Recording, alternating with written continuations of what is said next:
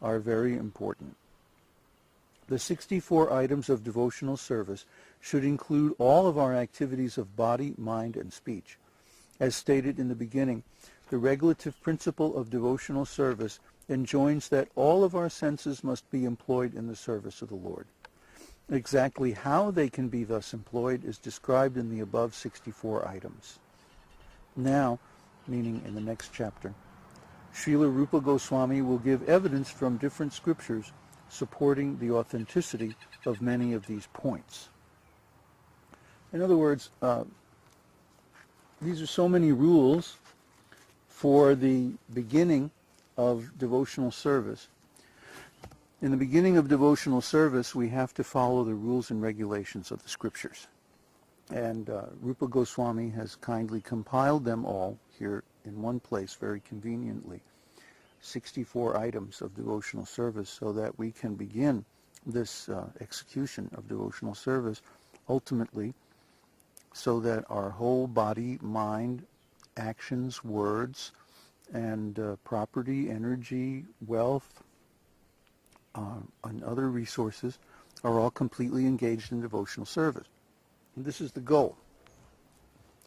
So in the beginning, we have no idea about devotional service, or our idea is very poor. So we have to be given principles or rules to follow. And these are called devotional regulative principles. Regulative principles means that I do them as a regular thing. They're rules and regulations. So the community of devotees is built on these rules and regulations. But one quickly realizes that actually if I do all these things, then this means complete surrender. Once you attain complete surrender, from that point, one's devotional service is spontaneous.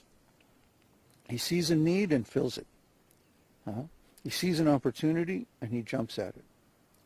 He engages his initiative. He engages his energy, his creativity in devotional service, and does those things that he knows will be pleasing to Krishna, even if though they're not exactly directly ordered by the regulative principles or the scripture. He starts to see through to the purpose of the scripture. He starts to see the essence of the relationship with God as being one of service and devotion and love. He starts to realize that Krishna is my friend, and I'm Krishna's friend. And then the relationship proceeds on a higher level. But in the beginning, one should cultivate the mood of a servant. Not forever, but in the beginning, because this is how you learn. You're an apprentice, you're a beginner, you're a neophyte. And you have to accept this and use this mood of a servant to advance in devotional service until you reach the platform of friendship, you see. So servitude is always on the platform of rules and regulations, and then this naturally develops into friendship on the spontaneous platform. But that's a later subject in Nectar of Devotion.